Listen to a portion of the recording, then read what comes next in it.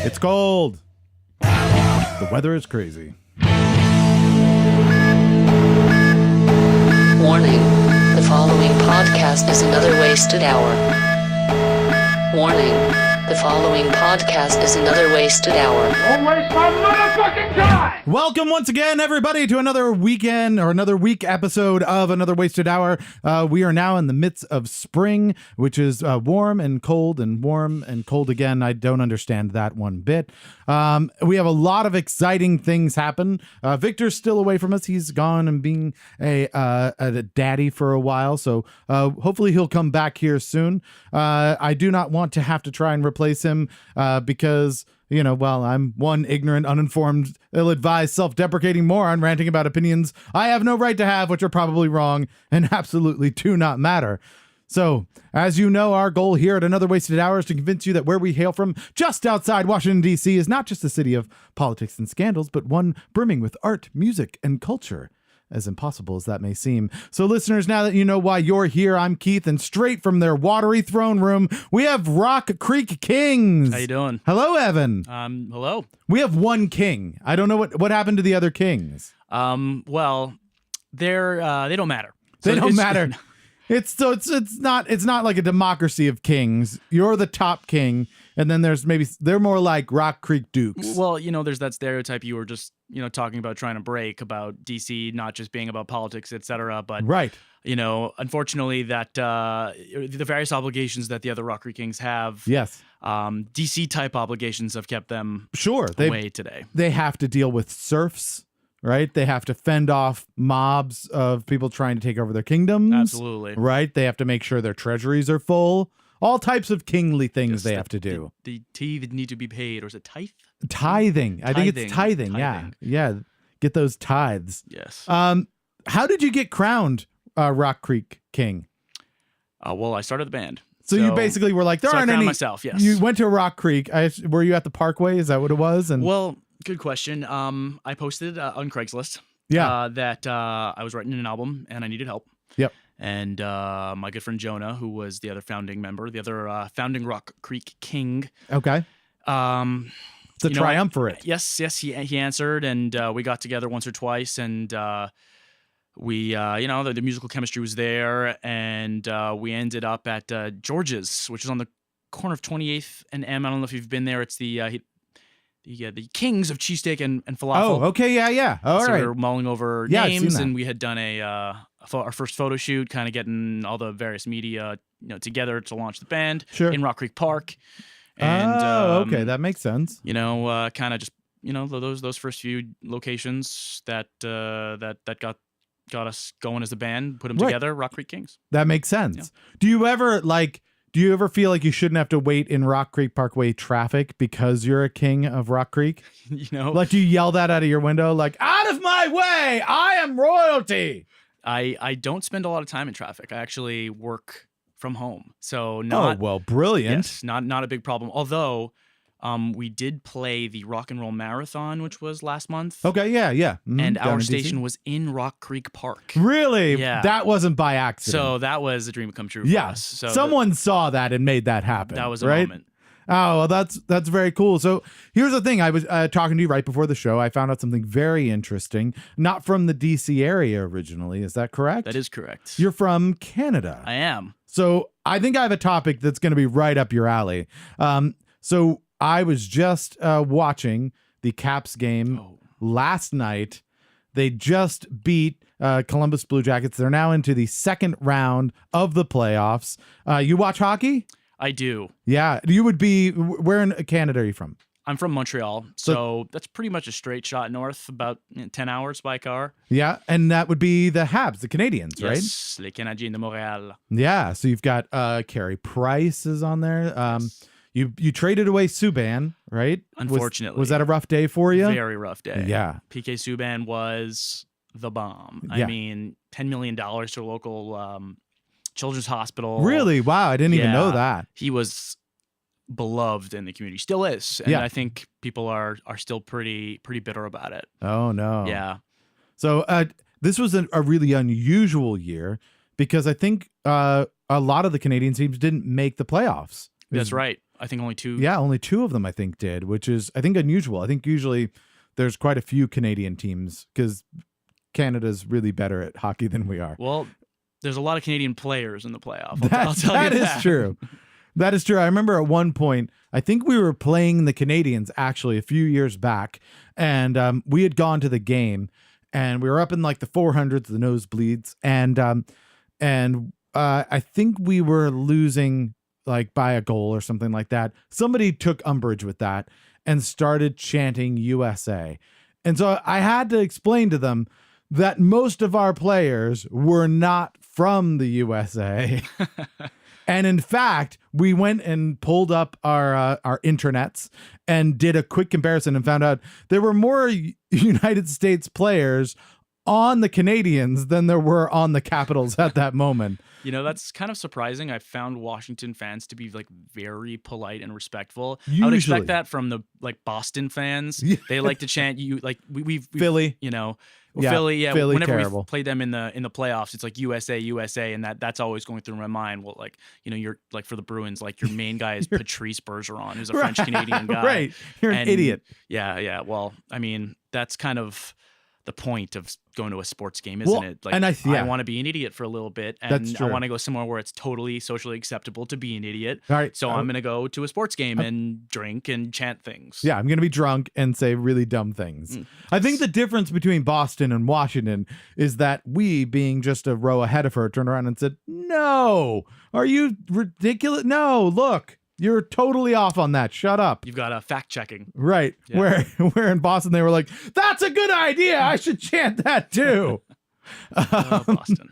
Yeah, well, you know, we all have our rivalries. We've got obviously the Penguins. That's the one. We've got Pittsburgh, Yes. which just is a town that was a city that was just amazing like 100 years ago, and then just has been coasting ever since. And they've got hockey though. They won 2 cups in a row. I can't say anything negative about them. If you win it twice, it's like, okay, you couldn't Yeah. have been lucky, right? I mean, it's an embarrassment of riches over there with Canadian Sidney Crosby, leading the way. That's right. It's time for someone else to win. Yeah, absolutely. But they may win again. Although, to be honest, the East Coast is still kind of old news for me. Like Yeah. the West is really exciting right now. You got the Jets, Yeah. who are going to play the Predators, both like relatively new teams to playoff dominance. That's true. You know, PK Subban's over there, so it'll be a tough one for me because I like the Jets because they're Canadian, and then there's the Predators Yeah. that have my boy Subban. And then you have Las Vegas, that is just going crazy. Yeah. I understand there's a whole group of people right now listening to this podcast going, "This is the worst podcast ever. I don't care anything about hockey." But Welcome to the Morning Skate Yeah. podcast. hold on to your butts. We'll get to music. We'll get to all of that in a minute. But yeah, that's been crazy. So basically, for those that don't know, the Vegas Knights just started this year, and they got basically all the leave-ins from every other team. That's right. Granted, a better expansion draft than I think there's ever been before because of the rules were made so not quite as many people could be protected.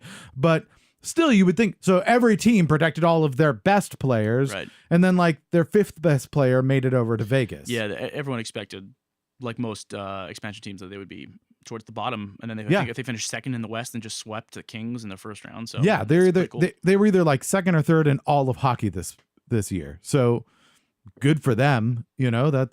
And I assume that they've kind of got fans everywhere because they took people from every other team. So like we have a guy named Schmidt that went over there, and so now we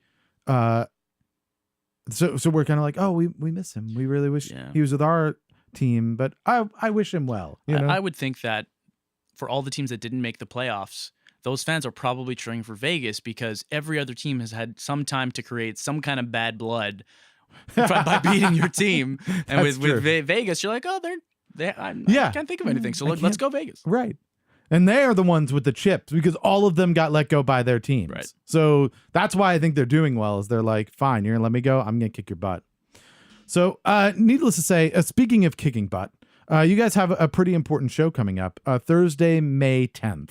That's right. You guys are going to be at the Velvet Lounge down in DC. We're going to be there with a band called Sister Antics out of Nashville. Okay, very cool. A Yep. touring group. That's Yep. always great. And a great room. We were just talking about this. Really reminds us of a lot of the smaller venues up in New York City, That's right. where it seems like it's a little hole in the wall, but the sound's pretty great. The energy's good. Because it's smaller, you get a lot more intimacy and a lot more kind of energy in the room, even with fewer people.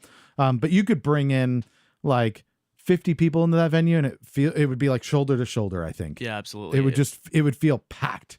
And so it's great for especially a touring band, because if you only know like 5 or 10 people in DC, like suddenly that's not such a bad crowd at Velvet Lounge. Yeah, I think it's gonna be a good show. Like you said, smaller venue, more intimate. Yeah. It's got a great little like New York vibe to it, which is interesting because as we discussed, we're in New York the next day playing at Rockwood Music Hall, and Which is so a great New York venue as well. yeah, it's a great venue. So it's going to be a good time. I encourage all your listeners to come out and say Yeah. hello, especially if you want to introduce yourself. Like, hey, I heard you from the podcast. I think that would be a pretty cool That'd be awesome. experience. Yeah. And then we'll be playing a show out in Nashville at some point with these very talented girls, Sister Antics. Cool. Hey, musicians out there. One of the best ways to get out there is to trade shows with a band in a city that you don't know. Yeah. So No, absolutely. This business is all about networking. So there's something that if musicians are listening out there who haven't thought of that, like, yeah, that would be a good idea. So Yeah.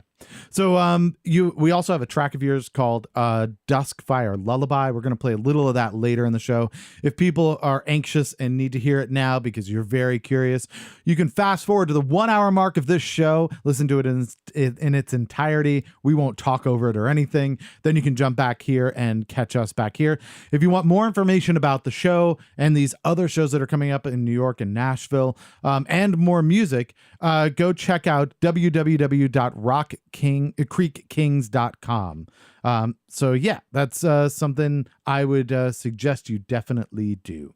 So that brings us full straight around to something new. You've never played Nashville before, I No. assume, right? So that's going to be new for you. absolutely. So I'm going to ask you to do something else new today. Okay. All right. We're going to give you a brand new role that you've probably never tried before.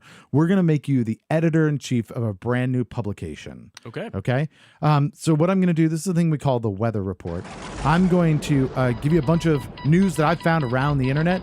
You're going to let me know if it's going to make it into your publication. And then at the end of this, once we've decided what's in the publication, you can give me a new name for this brand new publication so people can go buy it themselves Okay. if it were real. Sounds like a plan. Yeah, I like it. It's a little role playing that we're doing, and not like the I'm experimenting in college kind of way. Okay. I but was really excited for a second. yeah, but- no, it's a Got little more like, no, I have a real job. And all right, so let's get started with what I have. Last week we recorded a show on Tax Day. I don't know if you had heard that. It's not out yet, but it will be when people listen to this. They will have heard it. So you'll be, that was actually on Tax Day, people waiting in lines, hoping for returns. Not all of us are that lucky. Most of the people know that the IRS can be really aggressive when trying to retrieve past due taxes, right? They can garnish wages. They can do all kinds of different things. Well, here's an interesting instance of that. The IRS called one man in Charlotte, North Carolina out of the blue and informed him that if he did not pay his $4,000 in back taxes, he would be arrested. They also informed him that they needed it all to be in $100 iTunes gift cards. Now, most of us would probably take a moment and think, this seems odd, right? It does seem odd. Not this true American patriot. No, he felt it was so important that he pay back his debt to society that he marched down to Target, bought those gift cards, and shipped them to an address that I assume in no way included the words Internal Revenue Service. Yeah, $4,000 that he sent to somebody on the phone that said that they were the IRS, not the IRS. This makes Yeah. sense. So apparently this is a thing that goes rampant around this time of the year. Just to be clear for anybody who's listening, the IRS will not call you, threaten to arrest you, and ask you to pay over the phone using any kind of gift card or prepaid debit card. I'm having a thought about the methodology or effectiveness from the scammer's perspective. Yeah. Because if you're going to successfully milk someone for money, Yeah. why wouldn't you ask for cash, which is Sure. untraceable, rather than gift cards, which when they're spent can be traced back to the person who you probably sold it to, who's then going to rat you out. Right. My guess is that you take the gift cards and then you go to like Craigslist and you sell the gift card for like $70 for a $100 gift card. Right. And then now you have like, not only do you have cash, but it's like another party like involved. So it's even harder to trace, I would think. I suppose. That's my guess. I would still prefer cash. Yeah. I think. I don't disagree. I'm not sure how it got I don't know if he read the numbers over the phone or what happened. Oh, he didn't but actually send them the I thought- physical gift cards. I feel like he must have, right? Maybe I'm missing a bit. It didn't say it in the story, but I feel like that there's if you're shipping it to somewhere, then somebody has to go take that out of Receive him, it, right? So that should be another like giveaway. So yeah, I'm not 100% sure how this went down, but what I'm more surprised about is that it worked. Yeah, me too. But I mean, there are just all kinds out in the world, right? I mean, that to me, in a sense, that was actually a legitimate tax. It was just kind of a stupid tax. It's just, you know, I think that was that's like a Darwinian tax. Right. Yeah. Yeah, I feel like if you go to college or go to school in general, right? And we pay taxes for schools, we pay loans for college, right? I feel like to a certain extent, if something like this happens to you, you should get some money back from the government or from the college that says like, hey, sorry, we didn't prepare you for this because you should have totally known that. Right. Can't teach common sense, can you? Yeah, I guess not. It seems like it's pretty obvious. So does it make it into the publication? I think I have to hear the rest of the stories to figure out if I can like put together some kind of theme No, here. not at all. Okay. It's no fun that way. Okay. All right. Let's go with yes. This Yeah, will make it all into right. the publication. All right, sounds good. I think it's good. It's a warning. We're looking out for people. This is good.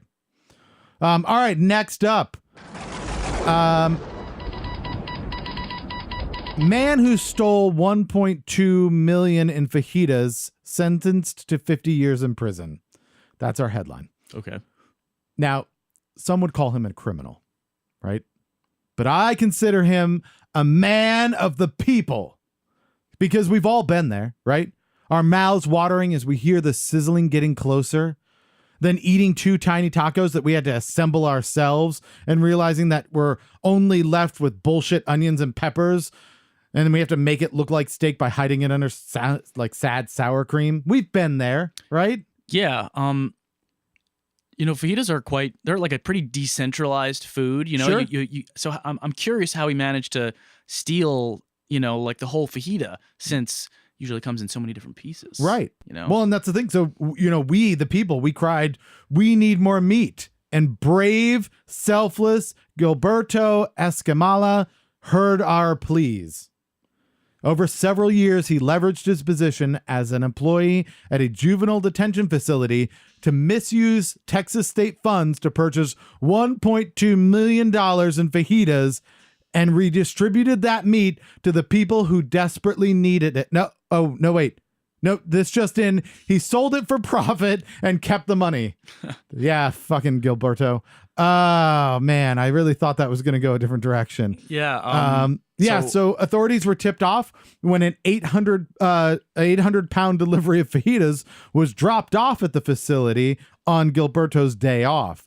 So since Gilberto is usually the one who accepts all incoming deliveries to the facility, and the facility has never served fajitas, the investigation didn't take long. He has now been sentenced to 50 years in a prison which also does not serve fajitas. Wow, 50 years. Yes. That's a pretty long sentence for a fajita-related crime. A fajita theft, yeah. Maybe the longest sentence in fajita history? It's probably, yeah. What was the biggest fajita heist ever? So, yeah. I think they wanted to make an example of him unless other people want to try and steal fajitas. Yeah. Because if we don't do this, no fajita is safe. Right. they must have looked at that prison before they, completed the investigation and be like, these prisoners are eating very well. Right. They're like, my God, they go through food. Jesus, that budget is just through the roof. What are we giving them? Steak? Right. Yes. So I'm gonna say no on this one. No. Yeah. Oh, because I want, the future fajita thieves of the world to feel empowered. Because you want to give them an opportunity. I want to give them an opportunity because I feel like if you're gonna come up with this ingenious of a crime, you deserve your $1.2 million. You're allowed to embezzle fajitas Yes. if that's how you're able to Yes. get it done. Very creative embezzling is something I'm trying to promote. Yeah. All right. Well, there you go. So that might go into the theme of the actual paper. So, all right. So that didn't make it in. I thought that was gonna do it. How about this? When traveling abroad, it is awfully highly recommended that you consider a handful of vaccinations. Malaria and dengue fever top that list. This week, doctors recommended a hepatitis shot as well. It isn't entirely surprising until you hear where the travel advisory is for. Any guesses? Hepatitis. Mexico? No. Michigan and Kentucky. If you are going to Michigan or Kentucky, you may want to consider getting a hepatitis shot. Oh God. Yeah, just when you thought the most dangerous thing in Michigan was Detroit, and you thought everything to be avoided in Kentucky was covered in the movie Deliverance. No, apparently now you can earn an A in tourism by visiting these two states. That A is an A in hepatitis A. I was gonna ask what type, and then I just remember that I don't know the difference between any of the types. So I believe this is the valedictorian of hepatitises. Yeah. It's an all A hepatitis. Can you get one from Ice Cubes or something? I remember Probably hearing that. toilet seats. Yeah. There's definitely one of those, right? I'm pretty sure if you like smile at a kid, you get one. I think if you tap anybody shorter than you on the head, that might be a place that it resides. I'll be honest, I'm not a doctor, but there's something. If you catch a leprechaun, I think it's hepatitis I L. remember actually hearing that, you can get it from untreated. You can get a certain type of hepatitis from the water somewhere. I don't know. Okay, that's fair. Yeah, hepatitis Wow. W. So Michigan, maybe it's because of those Flint water pipes. They're so dirty. They got hepatitis in there too now. I'm sure they have all the hepatitises in those particular ones. Although Kentucky, that one would be hepatiti. Is that what that is? Multiple hepatitises? Yeah, hepati. Hepatiti? Yeah. Hepatiti. I don't think it's hepatidi. That seems like a That seems like the hippie off-brand version. of The hippie version of the hepatitis. hepatidi. Hepatiti. Look at that shirt. It's so colorful. It's hepatiti. All right. When you actually your skin becomes that color. If you have more than one hepatitis, you get a they mix and you get swirl. hepatiti. Is that so? Does this make it into your publication? Absolutely. Yeah. All right. Good. Nothing like a good travel advisory, just to let people know.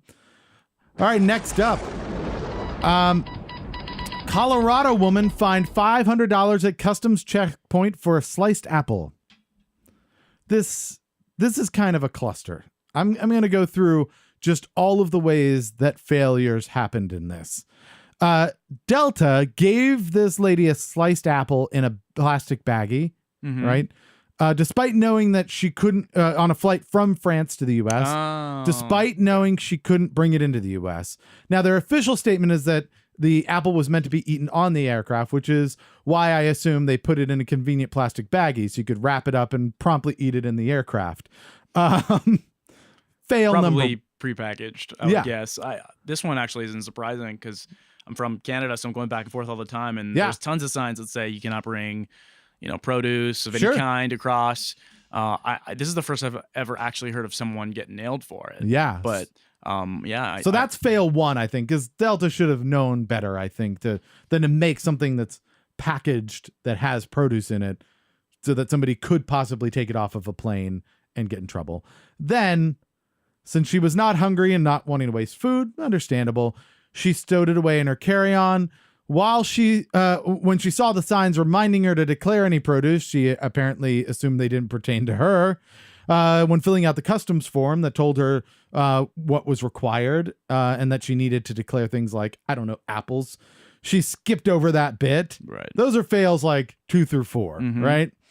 Finally, when the customs officer asked her if she had anything to declare, she said no. I assume that he probably followed up by asking any meat, produce, and she said no. There's fails like 5 and 6. When he found the apple, he was quoted as saying, "Boom, apple. That's going to be $500. Take a seat." Wow. I don't know if he thought he was a character on a reality TV show or this is how he just acts in normal. I'm just going to give him a fail just because. Yeah, I mean, it's not like he's getting the $500. Right, not like he won. So it seems like a little vindictive. He makes Maybe- it I bet there's sound like he got a bonus, But right? there's some sort of like weird customs agent like checklist game or like a bingo board or something just for like the weirdest I just yelled. things and they're like, hey, like, oh, guess what I got today? I got I got sliced apple. yeah, I got the produce Yeah, one. bingo. Apparently there's another story that quoted him saying something else, which was which I think is equally as like it's a script from a movie, right? Mhm. This is not a normal person. This agent, for some reason, he has like worked out the things he's gonna say. So he said, was your trip to France particularly expensive? He goes, yeah, it was. Well, it just got $500 more expensive because that's an apple. Wait, so these are just conflicting reports as to what he triumphantly said when he Yeah. found the apple? That's what I'm seeing is there were two separate things. One was her account, and I didn't catch where the other one came from. I don't know if that was a report by reporter. Either one of them is weird, right? Yeah, I agree. Because like if you're an actual agent, you're going to be like, hey, I'm not sure if you know this, but apples are produce. Yeah. You'd I think there'd have be. to fine you for this. Like I asked you if you had Mhm. any produce. You said you didn't. You lied to an officer. I need you to take a seat over there so we can do the paperwork. Right. Yeah, you think It's- there'd be some kind of professionalism. Instead of like boom, boom, boom, boom, I'm the best ever. Woo! He's like throwing out Spider-Man whips. Maybe he just got lost in the excitement of his bingo victory. That must have happened. Yeah. So does it make it into your publication? Yeah. Yeah. Yeah. All right. We've got a public warning theme. We do. going. We do. Things not there- to do. These are all very important things that people have to like be aware of, especially when traveling. Like, I don't know if you'd get caught for the apple when traveling to Michigan. I think those are probably separate trips, but it's something to keep in mind. And Lord knows, you might have to travel to Michigan to give the gift cards to the imposter. I assume that's where they probably live. So this might all be one story now that I think about it. All right. I'm going to run through some real quick ones. Okay, lightning all right? round. Yeah, we're doing a lightning round. So I'm going to give you some headlines. If you have questions, feel free to ask. I'll try to answer them. I might not have the answers. Okay. All right, first, here we go. Bear attack survivor is bitten by shark and rattlesnake. It makes it in. Yeah. No question. Yeah, I mean, so- that's just amazing. Apparently, this guy has been bitten by a rattlesnake and a bear previously and survived. He was surfboarding and was bitten by a shark. Mainly surface, like it's pretty nasty looking gash, but it's not like lost an arm kind of gash or anything. Okay. But he apparently also has a video of him after his bear attack where he put his claw on his head and like bit his neck, and there was crunching sounds, and they dragged him. This guy, and then before that, was bitten by a rattlesnake and apparently survived. He's like the most lucky and unlucky person at the same time. Yeah, I mean, I want this guy on the front page. It seems like the kind of story that would make the consumers of the world really bite at buying my newspaper. And this leads right into the apple because you bite the apple. We're in. You've got the segue. Yeah. So, yeah, this sounds like the guy. There was a Guinness Book of World Records guy that was like hit by lightning like 8 times, but he survived every time. Mm-hmm. And so you kept thinking like, man, that guy has such bad luck. And then you thought, or not. Yeah, like, really. That story is pretty shocking. You're on point right now. I see where you're going. All right. Next one up, we've got U.S. military veteran receives world's first total penis and scrotum transplant. Okay. Yeah, there you go. That I don't know story what I can has, add to that. Really erected my curiosity. That's good. Yeah, I don't know more details than that because I mean, it's just he didn't, That's just an uplifting story. and now he does. Or maybe he had and then he didn't and now he does again. Right. So that gives, the ultimate backup plan for the most horrible situation that could ever happen to anyone. So yeah. That's front page material right All there right. as well Good. for all of I assume mankind. I assume he got John. Was it Bobbitt's penis? I assume that was on ice, and they just used that. Do you remember that? Were you around for that? You The lost Bobbitt me. class? Oh, so here in Virginia, like God. like 20 years Like ago, such a long time ago.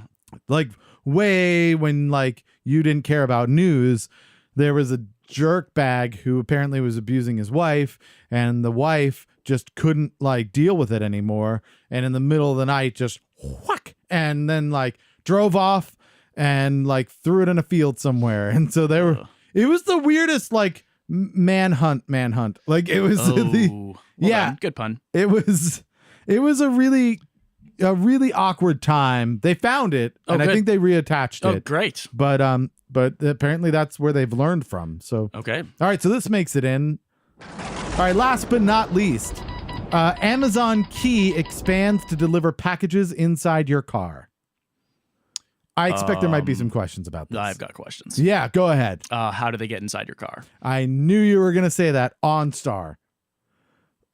Do you know OnStar unlocks your car. Yeah, so they go and they say like There's OnStar. their logo right there. OnStar OnStar unlocks your car. Yeah. Yeah. And so they go, oh, we're Amazon. We got the package. We're going to put it in the car, and they unlock it, and then they close it, and it locks it again. Cool. Yeah. Do you know about Amazon Key at all? I don't. Amazon Key is something they launched, I think, earlier this year or late last year. And essentially you get one of those like, doorbell, like video camera things or something like that. And essentially you put it on your door, and they come up with the package and they scan something or whatever, and it opens the door to your house, Okay. to the delivery guy. And then the guy puts the package in your house, and he closes it and locks the door. Yikes, I've not heard of that. And, Yeah. and I'm not particularly conscious about the whole, privacy Sure. thing, but that's a little bit That's- freaky. You wouldn't do that. It's the ultimate like security versus privacy thing, right? Because the only reason to do it is Right. because you think something might get stolen if it's left outside your house. So Sure. out of this desire for financial security and ensuring that your purchase arrives, yeah. you're giving up the ultimate privacy, which is the key to your front door to Right. to Amazon. That, between Amazon and Facebook, you pretty much have nothing left. I don't know if that's your ultimate privacy. Like the front door, I think there's more things that are like even more private. Like I would go at least one step above that is butthole. Like that's way more Yes. private. Like if it was, I'm going to deliver a package into your butthole, then I'd be Right. like, yeah, we need to like not go there because I'm not that afraid it's going to get stolen. Well, I don't know. I mean, I think by giving access to your front door, you've opened up the possibility Of your to back door. of someone getting access to your home in which Yeah. your butthole is located, in which your butthole is located. I don't know if it opens if you're there. I don't know how that works. So we'd have to look into that. Yeah, But essentially, some people had some hesitation about it. So they Mm-hmm. said, what if instead of us opening your door and putting your package there, what if we opened your car and put it in there? I think that's a smart business. Would you be move. more likely to do that? Yeah, I Yeah. think so. So there you go. So it seems weird, but when you put it in context, it's actually maybe a good step forward. Yeah, step forward. Yeah. I agree. All right, there you have it. So those are the types of, does it make it into the publication? Yeah, Yeah. it does. So I think we have Amazon Key opening your car and leaving their package in that. You have a brand new penis and scrotum. We have a bear attack survivor and rattlesnake attack survivor being bitten by a shark. I believe we have the sliced apple fine. We have just about everything. The Michigan, Kentucky warnings, and the IRS imposters. The only one we really didn't use, fajitas, because we want to see that happen again. We do. Yeah. So that is the end. That is what we have. What do you think for a name of this? Lots of important lessons for the readers. Lots Yeah. of awareness being raised. No, absolutely. Let's go with the Daywalker Times. the Daywalker Times. Why Daywalker Times? Well, it's a particular issue that's important to me that and awareness needs to be raised about it. About vampires? No. No. The other kind of daywalker. Oh, what are the other type of daywalkers? As dubbed by the creators of South Park. Oh, okay. The redheads of the world Yes. who have souls. They're not quite gingers. Yeah. Because they can tan and they don't have like all the freckles, and you know it's a a very weird- marginalized group. Yeah. And people need to know more about them. Good. Okay. So maybe a portion of our proceeds would get donated to Absolutely. Daywalker charities. Yes. All right. Excellent. So the Daywalker Times. Thank you, Evan, for going outside your comfort zone. How do you feel it went? I went pretty well. Yeah, I think so. So if you ever decide to go into the publishing business, now you know all of the ins and outs. I mean, basically, you're an old pro at this point. I'm prepared. All right. So that brings us to. I want to hear some of your music, if that's Oh, right. Yeah. I know that you brought us a track called Duskfire Lullaby. For those people who want to hear the entire track, we have a little snippet we're going to play in a little bit. Go to the fast forward to the 1 hour mark of this show. You can listen to it in its entirety. Come back. We're at 36 minutes. Come back here and we can you can hear what we have to talk to from there. So the big news is that you guys are playing Thursday, May 10th at Velvet Lounge in Washington, D.C. You got some folks coming from Nashville. Then you're going up to New York. So you're going to be all over the place for a while here. Yeah, you got Pretty exciting weekend. Yeah. If people want more information about that show and more music from the Rock Creek Kings, just go to www.rockcreekkings.com. And we have a track, you said Duskfire Lullaby. That's a single. You didn't do it as like an EP or anything like that. No. You just released this on its own. And let me add that obviously Facebook. Facebook.com/Rock Creek Kings. That's Sure. Where all of our events are published. So Oh, that'll be okay, great. another good spot to go. Okay, excellent. I assume you're on all of the different social medias. Most of them. Yeah. So Do a quick search for Rock Creek Kings. You'll probably find it. on whatever social Yeah. media you use. So you were asking me about the And send them nude pics. yeah. That's what Please they want. do. Yes. Um, Especially the dudes. Yes. They cannot get enough wang. Well, Buttholes. That's what they love. Let's put a pause on this particular topic because we will be revisiting it. Okay, good. I'm glad. I'm glad. So on the topic of EPs and all that, we talked a lot in the band about the music industry and where it's going and what people digest these days. Yeah, And so absolutely.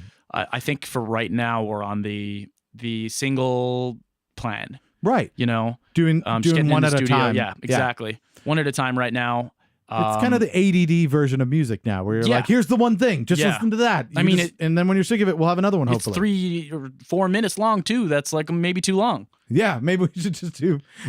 Here's the first verse. Yeah, here's just 10 seconds of music. Yeah. Next week we'll put out the chorus. Yeah. We just start doing pieces of songs. We're laughing, but in 20 or Yeah. 25 years, that's what's going to be. Hey guys, subscribe to the song. You get the whole thing in the next 3 weeks in small increments. Yeah. It has changed a lot. We've talked about this on previous shows where we used to have albums. We kind of went down to EPs for a while. We had albums which were like concepts of like we're gonna make all this stuff kind of connect in some way. And then even before that, we had like what we call what I like to think of as records, which weren't even necessarily products. They were like, you get musicians in a room and make a record of what happened, right? Like Right. it's almost an archive. And then you'd sell that as like, hey, these people played music at this moment, go listen to it, right? Okay. And then we ended up going into like, oh, let's make it better and let's like produce it and like get it just right so that it's like an actual, like it's the product. Yeah. And then from there, now we're into singles where it's like, let's get one thing right and just get it out. Yeah. So, Yeah, that's our plan. and so this single is called Duskfire Lullaby. Is this your first single? How many singles have come out? 3? 3. 3? Yeah. I don't know why you're asking me. That sounds like a question. I wouldn't know. It's we've promoted like live concert yeah. stuff and Okay. So there's like 3 singles, but there's other recordings people can take a listen to as well from live yeah. video and live audio and stuff like that. With Duskfire, we got into like a good rock phase. Okay. And so we were like, we just want to like push this particular sound. We've been in like an acoustic phase before, and Okay. we've pushed individual acoustic songs. And then this one is like, the other end of the Venn diagram of rock that we try to be as a band. Yeah. And so So this is kind of some of your newer stuff kind Yeah. of falls into this vein, and is this a good example of that? Yeah, exactly. Okay, well, let's take a listen. So this is from Rock Creek Kings. This is the song Dusk Fire Lullaby. It takes the weight for you to know what you would do to make it fall to the show. Then she finds you the ride, drinks it down, and sheds her crown. And it's good like a getaway. Feel it in your bones, cast away stones, and find yourself right where you belong. There's the rock. Dusk fire lullaby. The name of the song, very important. Oh, she's smooth when she's high. You know, it's interesting because we had a band called Pyramid Scheme in last week, and one of the things I described their music there was a sultriness to it. That's kind of true here too. You got a groove definitely that's really nice, but the guitar, the vocals, there's almost a seduction kind of happen there where it's like it draws you in, right? It's not like so much in your face as much as like, come on in, like be a part of this. That's Yeah. pretty astute. I mean, that was only a little piece of it, but it starts with a very, it's got a little shaker going, and I'm in a breathier voice, and Yeah. then the instruments are introduced slowly, and that's kind of emblematic of the night in which the song is telling the story of. Oh, right, the Yeah. dusk that's happening. The story behind the song kind of started with a drive to a concert, and the night itself built up slowly, Mhm. and yeah, That's very cool. I'm surprised as to how well you caught that. So Well, thank you. actually, I'm yeah. a professional. I'm not sure if I've mentioned this. No, professional who does stuff in his basement. Yes, So that's great music. not weird and weird stuff. not What do weird. you- No, This podcast. Oh, you're this podcast. Okay. I also have I have Amazon deliver things into my Okay. basement. Yes, in a manner through the of- back door. Yeah, in a manner of speaking. But yeah, so that's great music. Very cool. And you guys are from the DC area. That's where you're based out of, right? Yep. Okay. So what would you say that the style of music is? That would you have like a tagline? What do you call that?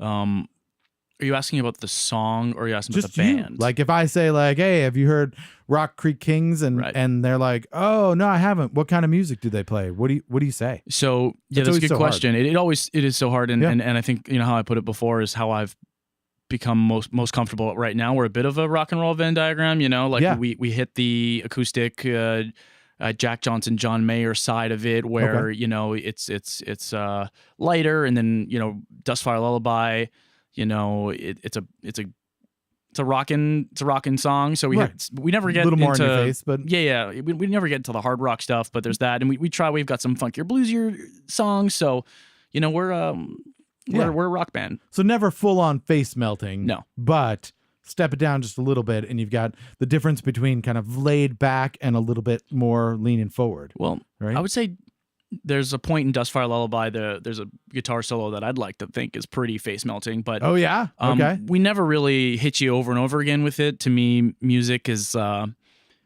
about context. Yeah. Okay. I was never drawn to the virtuoso side of things, where you're kind of hit from the start and to the Right. end with very talented. Exactly. Yeah. So Yeah. for me, a want people- rockin' solo is amazing when I've built you up to it for 3.5 minutes. You Right. know. And you want some people to discover it. Exactly. Yeah. Yeah. All right. Very cool. Well, that's always a difficult question to answer. Mhm. I actually have some other difficult questions for you to answer Sure. as well. So this is a little segment we like to call Please God, Just Get One Right. So I mentioned Pyramid Scheme from last week. They did this as well. Didn't do fairly great, if I remember right. I think they did get one right, maybe. No, actually, they did pretty well, if I remember right. They actually did. This was their wheelhouse. They were lucky. They got 80s cartoons pretty easy, I think, in the grand scheme of things. They gave you one that might be a little harder. We'll see. Okay. Good news is you only have to get one right. We have 6 questions. You get one right, you get to pick a prize out of the Uncle Archie's box of fun. If not, No big deal. You're not expected to necessarily win, but please, God, just get one right. Okay, no pressure. All right. Your category. You ready? I'm ready. Early video games. Okay. How are you feeling? Depends how early. Okay. Some of these are pretty early. I went pretty early because early, I mean, Okay. there's only one way to really take that. Or, I mean, Postmodern is not, really early, I don't think. All right. So we'll see. You just need one. all right, here we go. Released by Magnavox in 1972. Oh, we went real early. Okay. Yeah. What was the first home video game console that could be connected to a TV?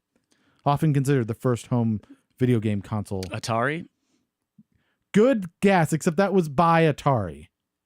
Okay, so the Atari's... The this is Atari is the name of the company. okay.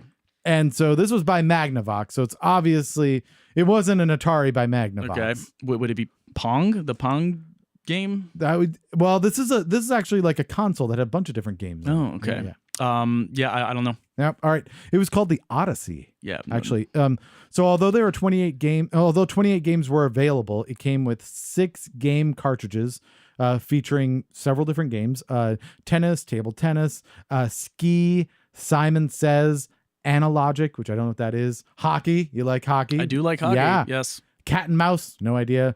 Haunted house, no idea, but it rhymes. Submarine, roulette, states. I guess you just guess what state something is. I don't know. This one was the one I thought was the most interesting. Football, parentheses, running, and football, parentheses, passing, kicking. Those are 2 separate games. Maybe soccer? Was that... No, because it's not like with a U. Maybe it is. It seems like maybe one of them you were just allowed to run, and one of them you could pass and kick but couldn't run. Well, I would have loved that console if I was born 25 years earlier than when I was. Right, exactly. So interesting enough. So the Odyssey. Cool. One of those titles that I just mentioned went on to inspire the first arcade game released later the same year in 1972. What was the name of that arcade game? First arcade game ever released. Yep. Inspired by one of those things in the list. It might have been football running, maybe football passing, kicking. Cat and mouse, haunted house. Could have been any of them. I have no idea. All right. No guess. Yeah. NFL, the arcade game. Yay! No, you had it before. It's You had it before. Pong? Pong. Ah. Pong was the first arcade You game. didn't say table tennis. Yes, I did. Tennis, table tennis, ski, Simon Oh, Says. okay. I missed Yeah. that, yeah. All of those are in there. So you almost had gotten it. You answered the previous question with the answer to that And that's how question. most quizzes work, as long as your answer is somewhere on the page. Is that what it is? Yeah, I mean, that's The what I kept on SATs? telling my teachers. Like, I guessed A on that question. I don't know why it didn't count. I've put down A, B, C, or D somewhere on the test, so I feel like I should get 100% on this multiple choice quiz. should apply. All right. Released in 1977, what was the model name of the Atari console that effectively kicked off the second generation of consoles featuring joysticks, interchangeable game cartridges, and multicolor games? This is like the most popular of the Ataris. Right, yeah. I just know absolutely nothing about Ataris beyond that they were called Atari and that they had a joystick. That's all you had. Yeah. You're like, that was the epitome of all of my knowledge. Well, I knew that there was a about game Ataris. with vines that rings a Oh, bell was as there? well. Okay, I didn't know. I I think there's a Battle Tank one that I played. I think I remember that. Oh yeah. I was born in '87, so I was hoping early maybe meant like Nintendo, Right. but it just doesn't. Just as a matter of chronology. It doesn't. Yeah, So unfortunately. I got nothing for you. Nothing. It's called the Atari 2600. Oh, 20. Yeah. Maybe I should have just guessed the number. All I had to do is guess from 1 to infinity, and I had some kind of chance. Yeah, right? you had some type of opportunity. Yeah. Had you heard of the 2600 before? No. No. All right. Well, you had no shot. All right. Before being released internationally, what country was Pac-Man most popular in? Before being released internationally. Mm-hmm. What country was it most popular in? Japan. That's it. Yeah. You got it. You got one right. I got one right. It was Japan. It became popular in the U.S. after they released it in the U.S., but it originated in Japan. Yeah. Was incredibly popular, and that's why it made the jump. Yeah, that was a pretty easy one since, I guess if you know your bare minimum about video games, you got two choices for that question. You got Probably. USA or Japan. Right, because Zaire just wasn't really in the running at that point. No, it wasn't. It didn't have a lot going on. Zaire. I got to remember that one for the next time I play that country game with the letters. Yeah, it's difficult. Yeah, the Andorra, not a big number, not a big Andorra. Yeah, that's between France and Spain. It's very little. Oh, it's not like a planet in Star Wars. It does seem like it should be. It Yeah, probably is. It might also be that. All right, let's move on. Now that you've already won one, yay! I feel like I need a sound effect for that, and I don't have one. Well, I mean, you're telling me that the people listening to this podcast can't hear the crowd now when they're cheering? Right. Is that just like a mic thing? The microphones, yeah. They don't pick it up. They're Okay. They're facing us, Yeah, not yeah. the crowd. The hundreds of people that are here watching the podcast. Mhm. What was the first third-party game developer? A third-party game developer meaning someone it's a company that made games but didn't also manufacture the consoles or arcade cabinets that those were played on. Right. So the first third party Yeah, game. I believe they're still around today. Okay. I believe so. If they are not around today, they were around fairly recently. Like in the last decade, they Third-party definitely game were around. developer. Yep. I wish I had time to really think about this, but given as people are listening, Yeah. I don't. Okay. So let's just go with Capcom. Oh, that's a good guess. Activision. Activision. Yeah. I see. But Capcom, I think, is a really good guess. I think if I had time, I would have gone with Activision because I've played some Activision games in my day, So And some of them are super old. yeah, Yeah, definitely. I think they did like, didn't they do Pitfall? I think that was one of their first ones. Pitfall. that might Where you just, be the Vine game. the I was Vine talking- game. yeah. Oh, you're a guy and you like swing on Yeah. the vines. Yeah, that was the one then. All right, last but not least, this might be another one you can do. In what video game did the character of Mario make his debut? Donkey Kong. That's right. Yeah. There you go. You got two. You thought you got me there. I know, two. I figured somebody would say just Mario Brothers. Yeah, I mean, You'd be like, that well, seems like the obvious answer, yeah. but it's not, obviously. Yeah. So Super Mario Brothers versus Mario Brothers, you would think, right? And then no, there was Yeah. that was the one. Luigi showed up later. I don't know when he was around. I But don't. I'd have to look that up. All right. We're starting to run low on these gifts. I'm gonna have to like fill it back up. Okay. You got an option of 4 there. Pick one. All right, I'm gonna. Yeah, don't spend too much time. It's not gonna be impressive. Okay. I just wanted to give gonna the be- sound effect of rummaging. Yeah, it's gonna be disappointing no matter what you get. Okay. But Oh. you open that up, let us know what it is. And then That's what I usually tell my girlfriends. Yeah, and that's what I tell Amazon. And so, so congratulations on that. One important thing we need to figure out before I let you go: you need to determine what the category for next week's guest is going to be. Okay. What do you want to inflict upon them? Well, I think we joked earlier that I was going to do Canadian prime ministers. Yeah, But having just gone through the ringer, I don't know if I want to, intentionally give someone an 0 for 6. because they could come to your show. Yeah. they know where you're going to be playing. So let's go with early NHL. Early NHL. Okay. Yeah. You know what? Let's go with 70s and 80s NHL. I don't want to go too early like someone did to me. 70s and 80s NHL. Yeah. Yeah, because early's NHL is like really old. Yeah. That's the league's over 100 years old. So Yeah. So, all right, 70s and 80s NHL. That'll probably piss off a musician. I'm guessing there's going to be a musician that's like, hockey? Really? well, I mean, Hockey. maybe this is my Canadianism coming out, but Yeah. you've got at least your Bobby Orrs and Sure. your dynasties, and They then should know about Gretzky, and Yeah. I mean, there's some. I'm not saying they shouldn't know about Right. it. I agree with you. I don't know There's if they're going to be happy. this player started his career on the Oilers and became the most prolific scorer of all time in the game Ovechkin. available to you. Yeah. Yeah. No, this guy's won Stanley Cups. That's true. Boom. All right, so let's get going with just near and far. I want to hear some things about your adventures with the band, with Rock Creek Kings. Again, for those who are just joining us in the middle of a podcast, because we're just going to give you 10 minutes at a time. They are playing Thursday, May 10th at the Velvet Lounge in Washington, D.C. If you fast forward to the 1 hour mark of this show, you can listen to Duskfire Lullaby and check out more music and more shows from them at www.rockcreekkings.com. So we hit you up earlier and we asked you for a couple of stories, one near and one far. You said that you got a couple of good ones. Your near story, you said happened when you were starting a tour, like a 4-city tour, right? Pretty generously, I guess I suppose I called it a tour. It was just, a 4-city swing up the East Coast. Yeah, that's fair. Yeah. That's a tour.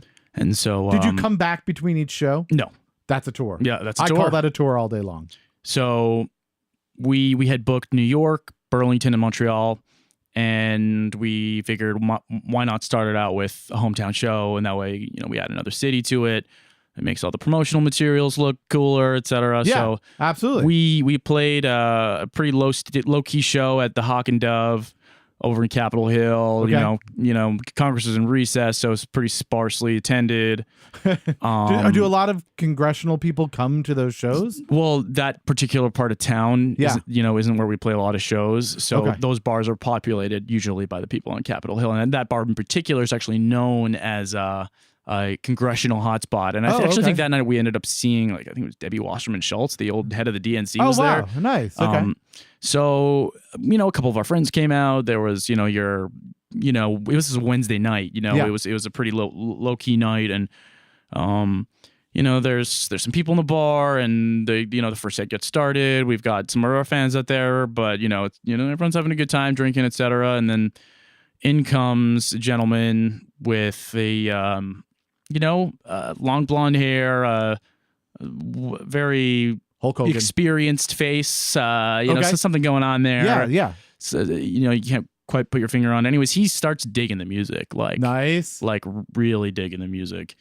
And, our first set ends. He buys us all shots. Brilliant. He's a very odd, so we kind of take turns passing the conversation on to the next guy in the band. Sure, right. And so we thank him for what was a generous $20 tip in our tip jar. Awesome. And the second set goes, we're playing some music, and he starts really getting into the music, and Yeah. then we get to a song and we start playing that one, and he's really into the music that he decides that what he needs to do is show us some Shaft.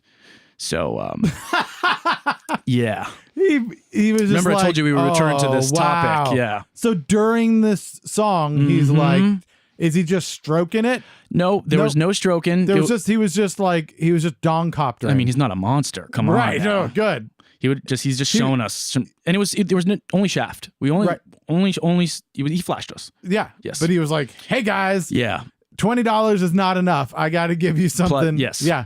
Right. I need to give you a little bit more of my privacy. So that's when we knew it would be an interesting 3 or 4 days. yeah, that was a good start off. So that was close to home. Close to home. And then you head off. Way too close to home. Yeah, right. A little closer than you'd ever Yeah. hope. We have a little bit of time left, but you said that then you headed on the road. Yep. And then your far story is when you hit New York City. That's right. One of our guitar player played in a band up in New York. And more dicks. Yeah, and he had a friend from that old band who was going to come join us on piano for 2 songs. And Okay. he did that, and he was good. Nice. And we had an after party, and It's then, great when that works. 'Cause Yeah. sometimes it just really doesn't. Yeah, well, we were worried, and we hit the after party, and everybody's kind of having a good time. And Oh my goodness. Go. Okay, We're running out of long time. story short, this guy was a total crazy person. Yeah. But he ended up coming through for us by running our sound. Oh, that's great. In Montreal when their sound guy did not show up. So we called him Wildcard Dan because he was, hi, total wild card and then good. We got our own wildcard Dan. That's engineer Adam. He does it for us. Thank you for hanging out with us. Also this week, Vim and Vigor at Midlands in Washington, D.C., May 4th. Tuesday, May 8th, we've got Backbeat Underground at Union Stage in Washington, D.C. Thursday, May 10th, Rock Creek Kings at Velvet Lounge in Washington, D.C. Please like, follow, retweet, all of the things you need to do on social media. Thanks to Ken Evinger, to McNally22, to Justin Rogers, Big Minnell Records, Alchemical Records, and Engineer Adam for all their contributions. Most of all, thanks to Rock Creek Kings for wasting a perfectly good hour with us. Did you have a good time? Had a great time. Awesome. This has been another wasted hour. And if you just realized that, don't blame us. We warned you.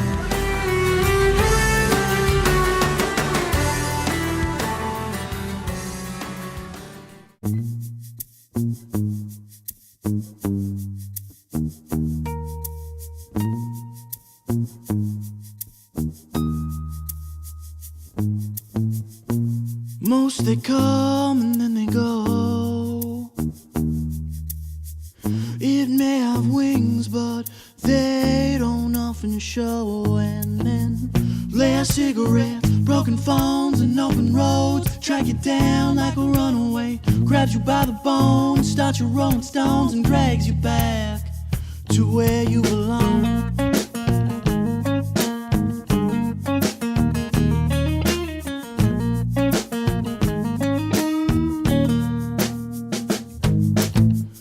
It takes the weight for you to know what you would do to make it fall to the shoulder. She finds you the right, drinks it down and sheds her crown, and it's good like a getaway. Feel it in your bones, cast away stones and find yourself right where you belong. Dusk fire lullaby. Oh, she's smooth when she's high. Dusk fire lullaby into the night.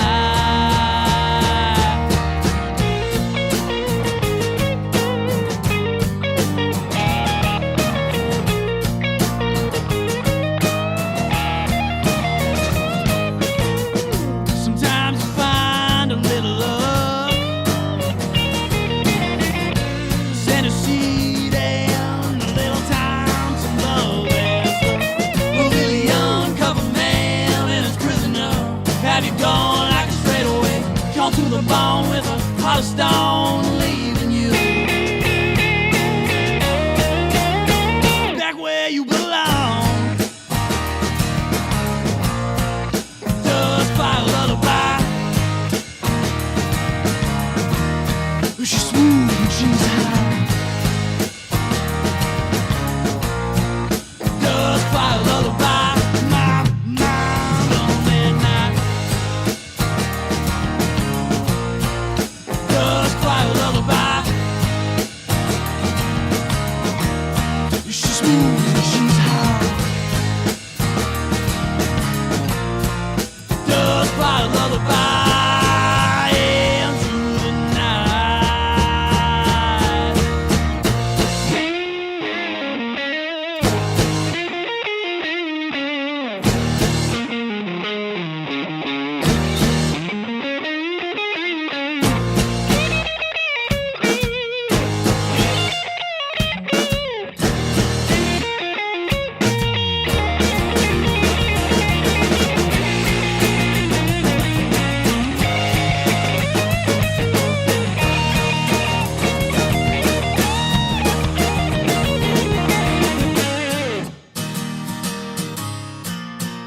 Dusk fire lullaby.